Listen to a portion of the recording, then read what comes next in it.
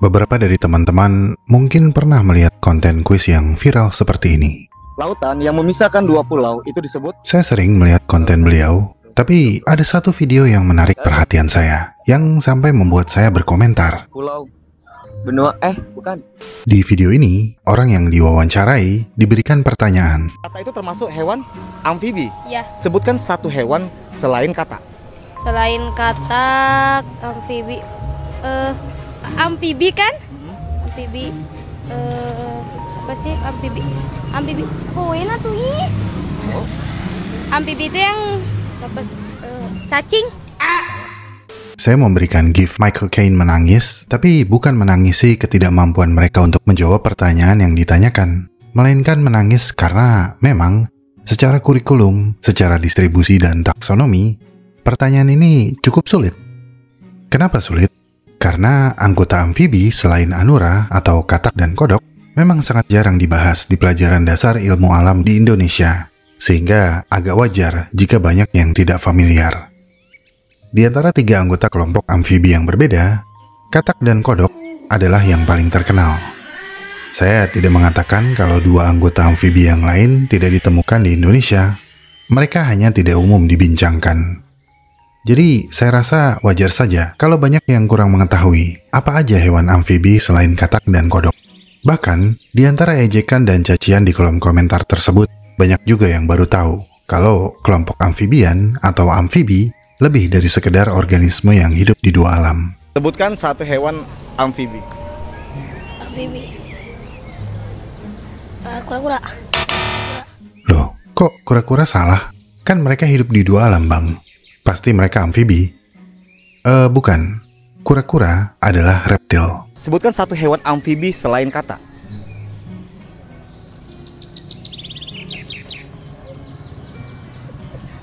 Buaya. Buaya bener dong, Bang. Kan mereka bisa hidup di air dan di darat. Amfibi dong mereka. Bukan. Buaya juga reptil. Lah, terus, apa itu amfibi? Oke, dalam video kali ini, kita akan sama-sama membahas tentang amfibi.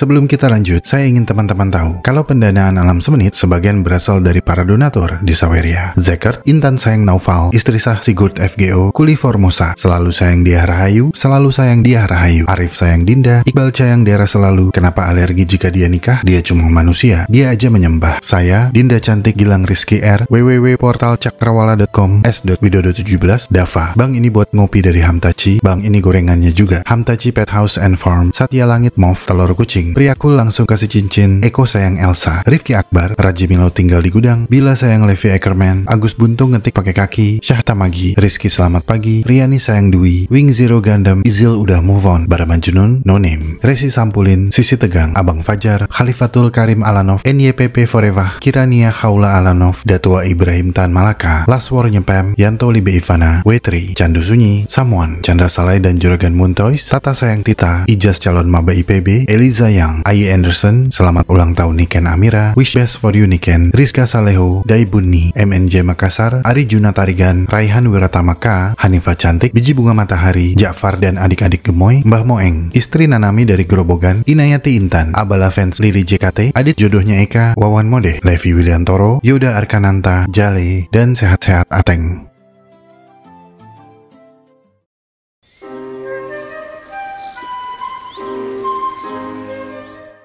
Jadi gini Le, ada yang namanya amphibius dan ada yang namanya amphibian.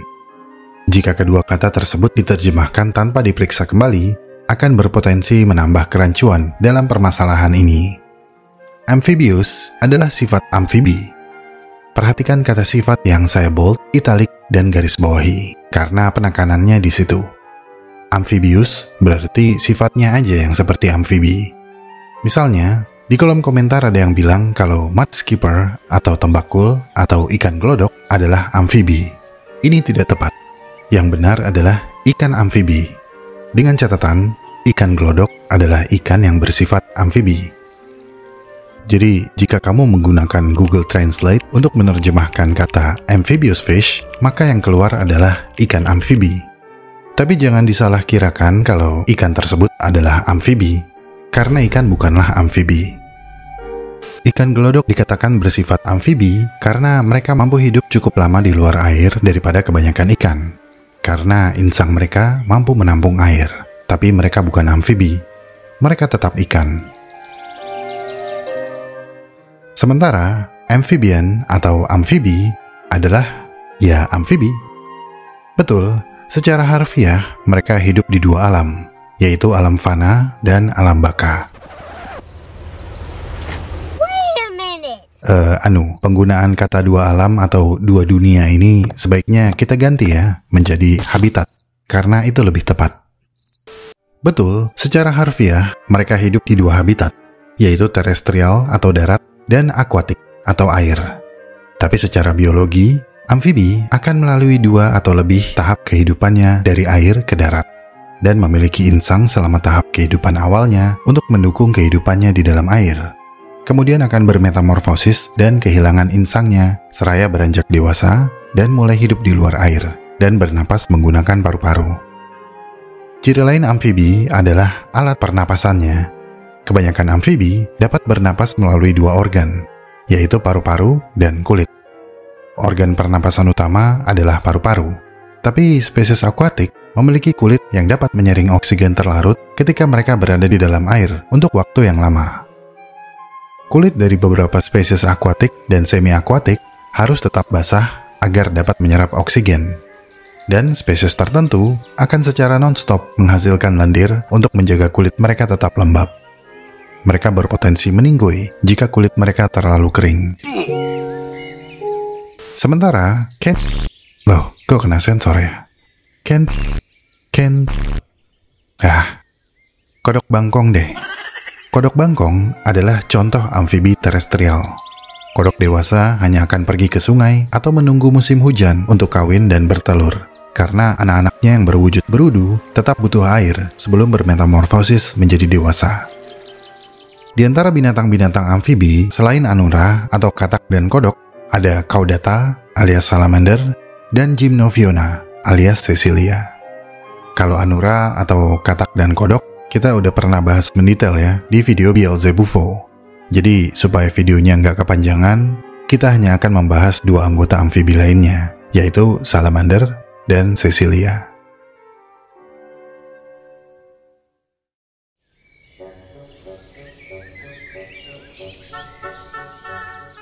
Salamander adalah anggota dari ordo Caudata.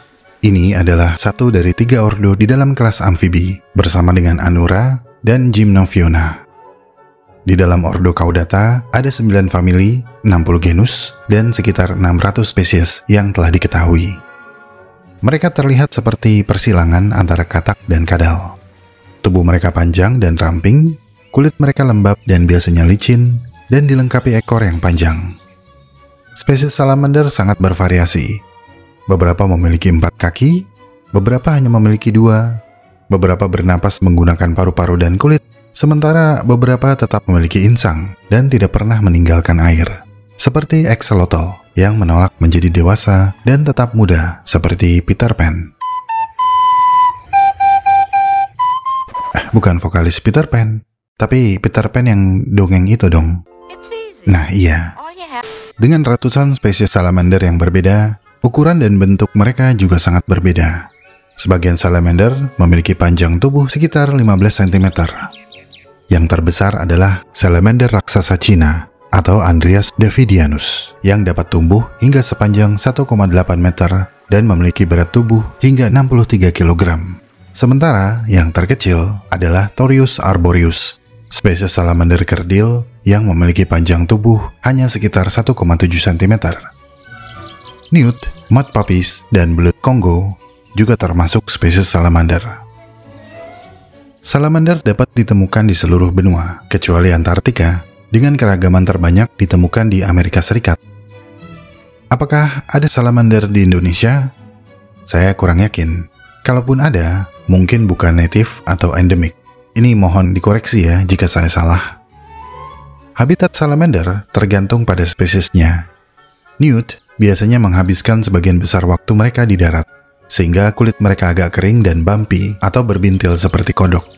Sementara siren yang lebih akuatik memiliki paru-paru dan insang, dan menghabiskan sebagian besar waktu mereka di dalam air. Tapi apapun spesiesnya, semua salamander akan menjaga kelembaban kulit mereka dan akan membutuhkan air untuk reproduksi, sehingga mereka biasanya hidup tidak begitu jauh dari sumber air. Meskipun sebagian besar spesies lebih memilih hidup di hutan lembab dan tidak jauh dari sumber air, Iranian Harlequin Newt dapat ditemukan hidup di pegunungan Zagros di Iran Barat yang kering, di mana air hanya tersedia selama 3 atau 4 bulan dalam setahun. Selama masa basah itulah, mereka kawin dan mencari makan sebanyak mungkin. Kemudian mereka menjalani estivasi, yaitu semacam bentuk hibernasi untuk melewati masa kering di dalam liang yang mereka gali. Salamander yang lain hidup di dalam sistem gua yang gelap. Kulit yang sangat pucat dan mata yang mengecil adalah bentuk adaptasi mereka untuk bertahan hidup di dalam gua yang minim oksigen dan gelap total. Kebanyakan spesies salamander adalah nokturnal. Mereka lebih aktif di malam hari yang dingin. Siang hari mereka habiskan beristirahat di bawah batu, di bawah tumpukan daun, atau di bawah batang pohon untuk menjaga kelembaban kulitnya, dan akan keluar untuk mencari makan ketika malam tiba. Salamander umumnya adalah karnivora. Mangsa utama mereka adalah organisme kecil yang lunak, seperti cacing dan siput. Sementara spesies yang berukuran lebih besar akan memakan ikan, krustasea kecil, dan serangga. Beberapa salamander mampu memangsa katak, tikus, bahkan salamander spesies lain yang berukuran lebih kecil mencaploknya dengan cepat. Tapi spesies dalam genus tertentu, seperti Ensatina, memiliki lidah yang dapat dijulurkan seperti katak dan beberapa kadal. Dan jika kita perhatikan, kulit kebanyakan salamander cerah dan penuh warna. Ini adalah bentuk aposematisme, sebuah mekanisme defensif yang memperingatkan predator potensial untuk menjauh. Banyak salamander memiliki kelenjar lendir di leher atau di sepanjang ekornya yang akan mengeluarkan cairan ketika mereka terancam. Cairan ini dapat mengandung racun dan dapat mengiritasi predator atau bahkan membunuh. Beberapa spesies salamander dapat melindungi diri dari predator dengan menegangkan otot-otot di abdomen mereka sehingga tulang iga yang tajam menusuk dan menembus kulit mereka dan melukai mulut predator. Beberapa spesies dapat melakukan ototomi atau dengan sengaja melepaskan ekornya untuk membingungkan predator dan berlari menuju tempat yang lebih aman. Seperti kadal, ekor yang putus ini dapat ditumbuhkan kembali. Kemampuan ini juga dimiliki oleh axolotl alias salamander air. Tapi axolotl membawa adaptasi ini ke level yang lebih tinggi. Mereka memiliki sistem regenerasi khusus dan dapat menumbuhkan kembali bukan hanya ekor, tapi anggota tubuh yang lain yang hilang setelah berhasil melarikan diri dari predator. By the way, axolotl sudah pernah dibahas dalam video ikan-ikan berkaki ya. Sementara, mekanisme defensif salamander lain cukup simpel, yakni menggulung seperti bola. Salamander gunung Diel, Hydromantis platycephalus, hidup di lereng berbatu pegunungan Sierra Nevada di California. Pada siang hari, mereka bersembunyi di tempat lembab di bawah batu dan batang kayu, memanfaatkan kaki berselaput besar mereka untuk menempel di permukaan, dan ekor pendek mereka untuk memberikan kestabilan. Tapi jika salamander ini terganggu, ia akan dengan cepat membentuk tubuhnya menjadi bola. Dan karena hidup di lereng gunung, ia akan berguling menuruni bukit. Perilaku berguling ini mungkin merupakan bentuk pertahanan yang paling unik di antara para salamander. Berguling bersama batu yang bergerak sepertinya merupakan strategi yang terbaik daripada tetap diam dan tergilas. Pada sebagian besar spesies salamander, perkembangbiakan melibatkan pejantan yang meletakkan kantung sperma yang disebut spermatofor di tanah atau di atas material yang mengambang di atas air. Sang betina kemudian memasukkannya ke dalam kloaka untuk membuahi telurnya, yang kemudian akan ditempelkannya di ranting dan daun atau di bawah batu. Beberapa spesies menjaga telurnya dari pemangsa hingga menetas. Sementara spesies yang lain akan melakukan kawin massal yang disebut dengan istilah kongres. Kongres salamander adalah ritual perkawinan salamander yang berlangsung di musim semi. Kongres ini merupakan pertemuan besar antara salamander di sebuah kolam untuk tujuan berkembang biak. Kongres ini mempermudah pertemuan antara jantan dan betina yang siap kawin dibandingkan harus berkelana mencari pasangan. Semua salamander betina biasanya akan bertelur setelah kawin. Namun, alpine salamander dan fire salamander betina akan menyimpan telur di dalam tubuhnya dan melahirkan keturunan hidup.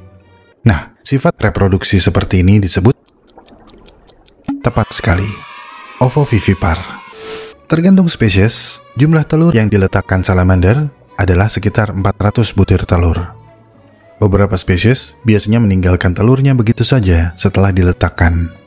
Namun, spesies lain akan menjaga telur mereka dengan meringkuk di sekitar telur, menjaga kebersihannya, sembari membalikkan secara berkala.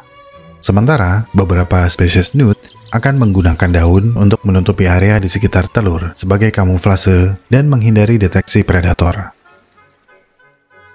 Telur salamander bening dan seperti jelly, mirip seperti telur katak. Faktanya, bayi salamander kurang lebih sama seperti bayi katak, yaitu berudu. Mereka berenang menggunakan ekor dan bernapas menggunakan insang, dan akan menumbuhkan kaki selama proses pertumbuhannya.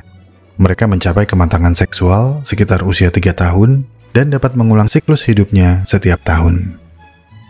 Kebanyakan salamander mampu hidup hingga lebih dari 20 tahun. Sementara salamander raksasa dapat hidup hingga lebih dari 50 tahun. Kecuali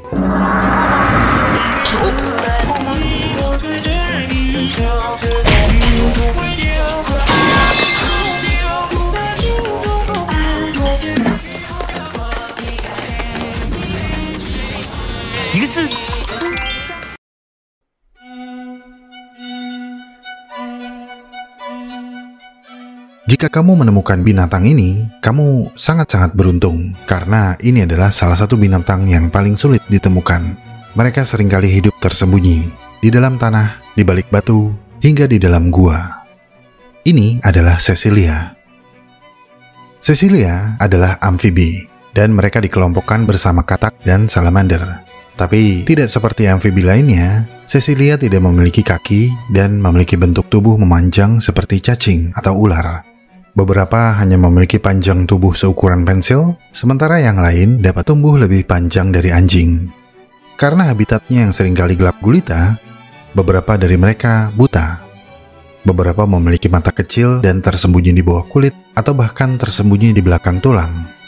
Dan untuk mendeteksi lingkungan sekitar saat mereka menggali, Cecilia memiliki sepasang tentakel di moncong mereka yang dapat mendeteksi bebauan dan permukaan lingkungan. Jika kamu berpikir ini adalah makhluk yang sungguh aneh, kamu nggak sendiri. Karena banyak ahli biologi yang dibuat penasaran oleh struktur dan fitur fisik Cecilia. Bukan ular, tapi juga bukan cacing. Mengapa bukan cacing? Karena meskipun mereka mirip cacing, Cecilia memiliki tulang punggung dan tengkorak. Sementara cacing tidak memiliki keduanya.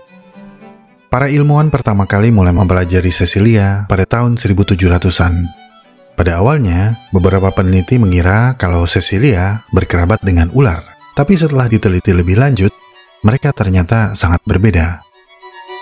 Ular memiliki sisik di bagian luar tubuh mereka. Sementara yang dipikir sisik pada tubuh Cecilia, sesungguhnya adalah lipatan kulit berbentuk cincin yang mengelilingi tubuh. Tapi beberapa spesies memiliki sisik mikro yang tertanam di dalam lipatan-lipatan kulit ini.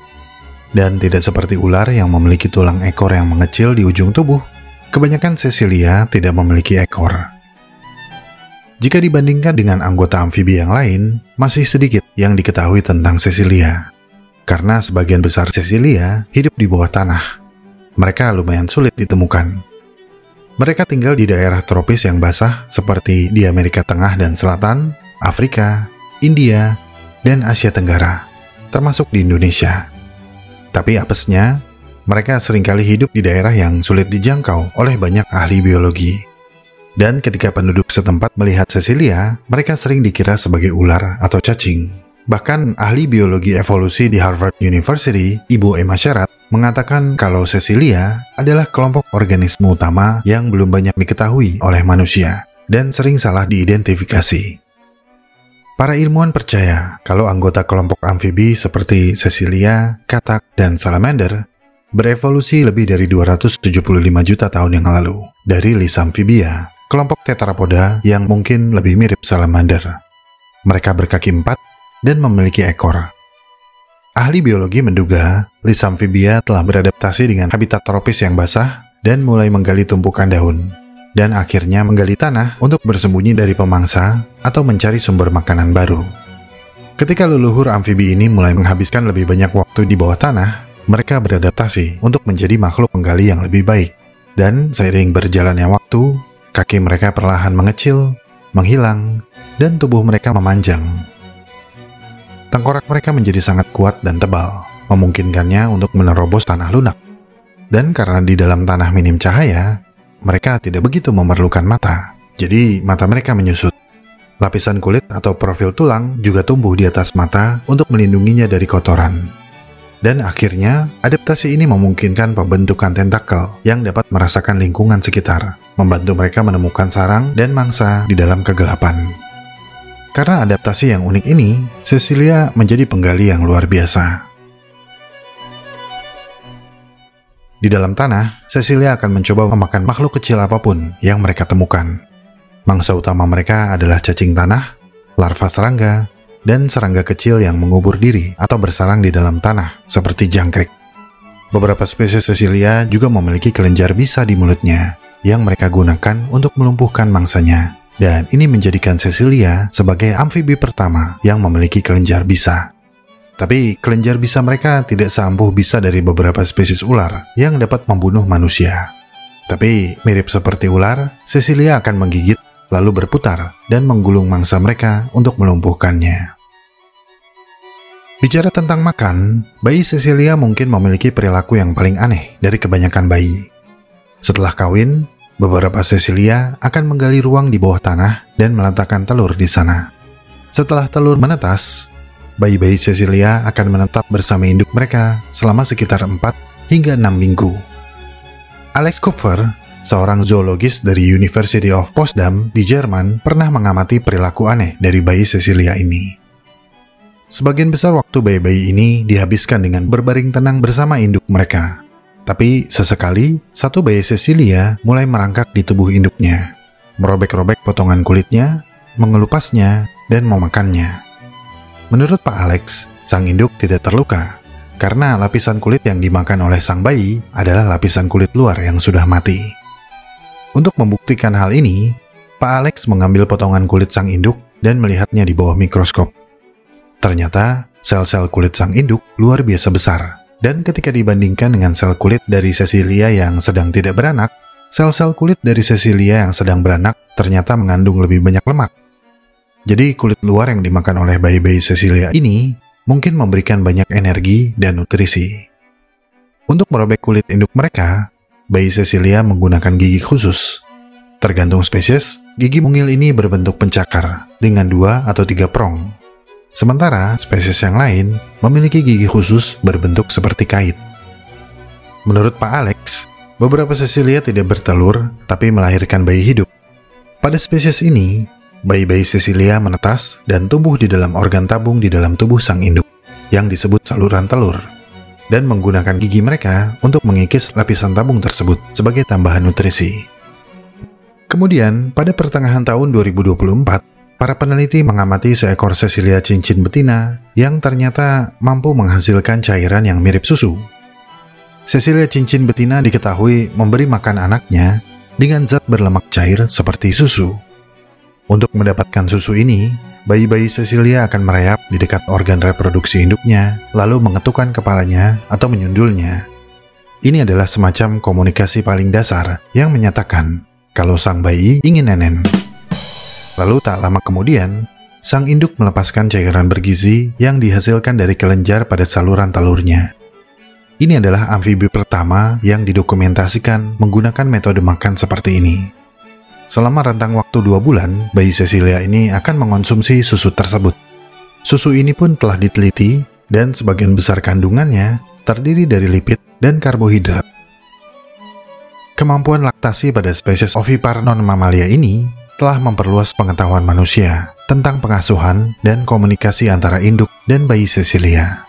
Tapi dengan pengetahuan sejauh itu, para ilmuwan masih merasa memiliki banyak pertanyaan tentang Cecilia. Para peneliti masih tidak tahu berapa lama sebagian besar spesies Cecilia hidup, berapa umur betina ketika mereka pertama kali melahirkan, dan seberapa sering mereka melahirkan dalam setahun. Dan ahli biologi juga belum menemukan seberapa sering Cecilia bertarung memperebutkan wilayah, dan apakah mereka melakukan penjelajahan atau hanya menghabiskan hidup di sekitar tempat mereka dilahirkan. Mulai dari pertama kali ditemukan, para peneliti mengira Cecilia bernapas menggunakan mulut dan paru-paru mereka. Namun pada tahun 1990-an, para peneliti menemukan spesimen mati dari Cecilia yang tinggal di air. Setelah dibedah, ternyata mereka tidak memiliki paru-paru. Mereka mungkin menghirup oksigen yang dibutuhkan melalui kulitnya. Jadi para ilmuwan berpikir, spesies ini mungkin menghuni perairan di aliran gunung yang dingin dan mengalir cepat, di mana air mengandung lebih banyak oksigen.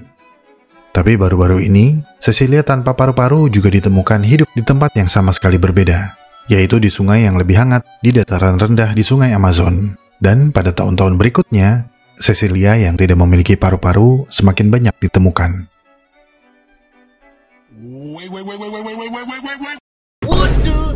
Para ilmuwan telah mengidentifikasi setidaknya 185 spesies Cecilia yang berbeda. Tapi pastinya ini bukan jumlah final. Keragaman mereka pasti lebih banyak.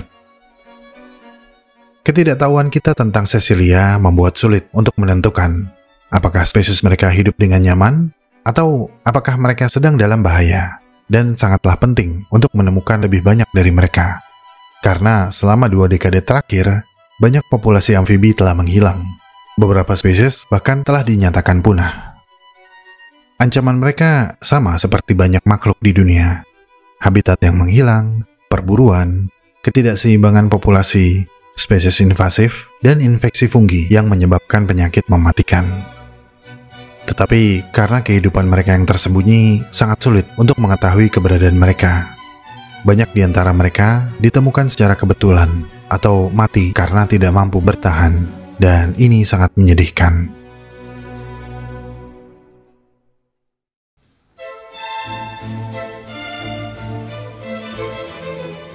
Oke, balik lagi ke konten kuis. Sekali lagi, kesulitan untuk menyebutkan apa saja anggota kelompok amfibi selain Anura menurut saya sangat wajar. Pada awalnya, saya sesungguhnya mau marah kepada mas interviewer yang menanyakan pertanyaan yang sepertinya terlalu rumit untuk peserta kurikulum kita yang gitu-gitu aja. Atau mungkin hanya menayangkan pertanyaan yang tidak bisa dijawab oleh peserta. Tapi gimana ya, setelah saya melihat beberapa video, saya menjadi malu sendiri. Dan malah bertanya-tanya, apakah saya yang terlalu naif? Apakah kualitas pendidikan sekolah negeri segitu buruknya? Iya, saya bilang sekolah negeri karena beberapa komen menuliskan ada konten serupa yang ditanyakan kepada murid sekolah swasta, dan rata-rata bisa dijawab dengan baik oleh mereka. Tapi setelah saya menyelami lebih dalam lagi, ternyata anak sekolah negeri yang berhasil menjawab pertanyaan dalam konten kuis ini banyak juga. Sebutkan 3 contoh hewan karnivora. Harimau, singa, citah, sama citah. Oke, benar sekali. Apa nama gunung tertinggi di Indonesia? Gunung Jayawijaya. Gunung Jayawijaya. Indonesia terletak di antara 2 benua. Benua apa aja? Benua Asia dan benua Australia. Cakep kali. Pinter nih, asik. Keren. Oke. 2 Mei itu memperingati hari. 2 Mei? Iya. Oh, kurang tahu saya, Pak. 2 Mei. Ayo kasih clue. Mau kasih clue nggak? Ya boleh, Pak, clue. Oke, itu hari lahirnya Ki Hajar Dewantara. Hari pendidikan. Apa? 2 Hari Mei memperingati hari apa? Hari pendidikan Hari pendidikan apa? nasional. Pendidikan nasional. Cakep. Pinter nih. Tapi kenapa mereka tidak ikut viral? Apakah karena kita kurang suka sama anak yang pintar? Apakah karena kitanya aja yang ingin menghujat anak-anak yang tidak mampu menjawab? Kalau iya, ini menyedihkan sih. Karena saya yakin kebanyakan yang menghujat belum tentu bisa menjawab pertanyaan serupa. Apakah olok-olok sudah menjadi budaya netizen Indonesia? Apakah kecemasan tersebut akan terwujud? Saya sendiri mengakui, saya ikut belajar dari konten kuis seperti ini. Mengingatkan saya waktu masih sekolah. Sebelum pulang, suka ada cerdas cermat yang sumbernya dari 2 buku, yaitu RPUL dan RPAL. Buku yang isinya kita hafalkan sampai bentuknya nggak karuan. RPUL untuk pengetahuan umum, RPAL untuk pengetahuan alam. Konten kuis ini membuat saya ikut menebak pertanyaan yang diajukan. Dan memang agak gregetan kalau ada pertanyaan yang sesungguhnya mudah, tapi tidak ada yang bisa jawab. Lautan yang memisahkan dua pulau itu disebut? Apakah mereka yang gak bisa menjawab kuis adalah bodoh? Mungkin saja. Tapi itu bukanlah hal yang buruk. Maksud saya, gak apa-apa merasa bodoh. Malah bagus kalau kita merasa bodoh. Itu berarti kita humble dan sadar diri. Karena ketika kita merasa bodoh, kita seyogianya akan berusaha memperbaiki kebodohan kita dan menjadi versi terbaik dari diri kita. Yang bahaya adalah ketika kita tidak sadar kalau kita bodoh, tapi malah merasa pintar dan membodohi orang lain. Jadi, sebesar apapun hasrat kita untuk misuh-misuh, sebaiknya tahan dulu. Karena mungkin kita juga kurang tahu, atau hal yang kita tahu sesungguhnya keliru. Gitu. Yang bikin sedih sebenarnya, mengapa ada anak yang tidak pernah dengar apa itu amfibi? Pernah dengar kayak hewan amfibi? Enggak. Pernah dengar hewan amfibi? Enggak. Nggak pernah dengar hewan amfibi? Enggak. Ada yang bilang kalau murid tersebut datang ke sekolah hanya sampai gerbang aja. Ada yang bilang kalau ini karena kualitas gurunya. Mungkin aja. Tapi perlu diingat, di antara banyak profesi di dunia ini, hanya beberapa yang ingin menjadi guru. Mereka bisa aja menjadi karyawan kantoran dengan gaji di atas UMR. Tapi mereka lebih memilih bayaran ala kadarnya demi passion mereka. Rela berkorban harta dan waktu demi mengejar cita-cita mereka, yaitu mengajar dan membagikan ilmu. Mohon jangan digeneralisir, karena saya yakin di antara guru-guru yang bikin konten nesu dan joget-joget orang mutu, masih ada yang dengan sangat tulus menurunkan ilmu. Ilmu yang ditentukan di dalam isi paket kurikulum. Jadi, jangan lepas harapan terhadap guru. No.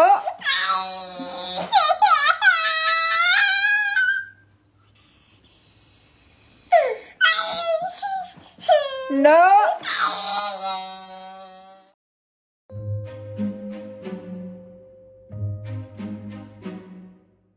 Bisa jadi, kemunculan konten seperti ini akan menjadi reminder bagi para pelaku pendidikan di Indonesia. Para guru sadar kalau transfer ilmunya ternyata gagal, para orang tua jadi tahu kalau anak-anaknya belum begitu andal, dan para murid jadi tertantang, terpacu untuk giat belajar supaya bisa menjawab kuis dan tidak dibilang generasi bebal. Sebuah cara yang tidak umum untuk menumbuhkan minat belajar. Tapi yang penting termotivasi, bukan? Bukan. All in all, saya sangat mengapresiasi konten kuis seperti ini karena akan memacu otak dan menyadarkan banyak orang. Yang diwawancara sadar akan kemampuan otaknya, yang menonton menjadi terbuka wawasannya. Jadi saya rasa ini sangat positif. Seperti yang Bang Eno Bening pernah bilang, Lah iya ya, kok bisa ya konten beras habis laku banget di TikTok daripada konten-konten yang bermanfaat? Kenapa sih konten yang gak ada manfaatnya bisa lebih laku daripada konten-konten sharing ilmu? Sederhananya, orang di sosmed itu cari hiburan, bukan cari pikiran. Dan bikin konten hiburan yang gak ada manfaatnya juga gak salah kan? Asal gak melanggar hukum ya. Jadi PR-nya bukan menghapus konten-konten hiburan tidak bermanfaat, tapi mengubah kemasan konten-konten bermanfaat jadi lebih menarik untuk ditonton sama masyarakat yang lebih luas. di saat pendidikan mulai menjadi sebuah konten di sosial media, persaingan dengan konten yang menghibur menjadi sebuah standar baru. Fakta bahwa orang banyak pergi ke sosial media untuk mencari hiburan adalah celah bagi para pelaku pendidikan untuk mengadopsi metode baru dalam hal sharing ilmu. Dan konten kuis, saya rasa cukup berhasil mengeksekusinya. Tapi bagaimana menurut teman-teman? Tulis pendapat kamu di kolom komentar ya. Terakhir, terima kasih kepada Bang Dino Wajes yang telah mengizinkan saya menggunakan beberapa videonya sebagai ilustrasi. Teman-teman boleh support channel beliau dan channel-channel lain dengan konten serupa. Tautan saya cantumkan di bawah. Pembakaran kertas, pembukuan air, reaksi asa. Oke, pembukuan air. Oke. Alat indera yang digunakan untuk merasakan bau ya hidung lah guys. Energi yang diperoleh dari matahari disebut energi panas apa surya guys? Energi panas apa surya guys? B, energi panas. Oke, energi panas ya. Energi panas apa surya cuy? Gue lupa juga IPA guys. Surya. Oke, surya. Apa energi Rizky? Proses perubahan air menjadi uap disebut air menjadi uap penguapan. Oke, gampang. Dalam suatu ekosistem, tumbuhan berfungsi sebagai tumbuhan berfungsi sebagai apa gitu? Tumbuhan berfungsi sebagai apa, bro? Guys, dalam suatu ekosistem tumbuhan berfungsi sebagai apa, guys? Guys, apa guys? Konsumen, bro. Dekom gak sih? Dekomposer gak sih? Oke ya, masa produsen, guys? Ini pelajaran SMP, guys. Udah produsen ya, semoga bener ya. Cahaya yang dapat dilihat oleh manusia disebut cahaya. Apa Joseph? Cahaya apa nih? Cahaya ultraviolet bisa sih kalau cahaya ultraviolet ya. Cahaya inframerah. Oke, inframerah ya. Proses pencernaan makanan dimulai dalam mulut lah. Pencernaan mulut, digigit-gigit, dikunyah kan. Nah, Daniel. Ibu guys. Oh, nama kita Daniel. Ini namanya ganteng, Daniel. Kamu sedang apa? Lagi bikin PR. Ayo makan dulu. Iya, Bu. Terima kasih telah menonton sampai menit ini. Saya sangat-sangat menghargai segala dukungan yang teman-teman berikan kepada Alam Semenit. Jika ingin tahu lebih banyak tentang subjek pembahasan dalam video ini, cek deskripsi video. Di sana teman-teman bisa menemukan segala jurnal, literatur, dan referensi saya dalam menyusun naskah. Jika suka dengan pembahasan dari Alam Semenit, like video ini dan share. Karena like dan share dari kamu akan membantu perkembangan channel ini. Ikuti perkembangan semua hal yang aneh, menjijikan, dan indah yang mengundang rasa ingin tahu kita semua. Sampai jumpa di video selanjutnya.